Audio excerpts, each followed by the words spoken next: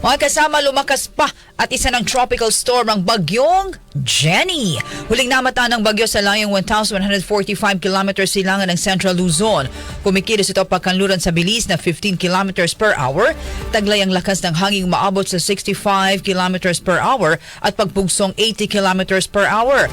Ayon po sa Pagasa, hindi pa direktang nakakaapekto sa bansa ang tropical cyclone pero maaari nitong palakasin ang hanging habagat na nagpapaulan sa kalurang bahagi ng Southern Luzon at ng Visayas.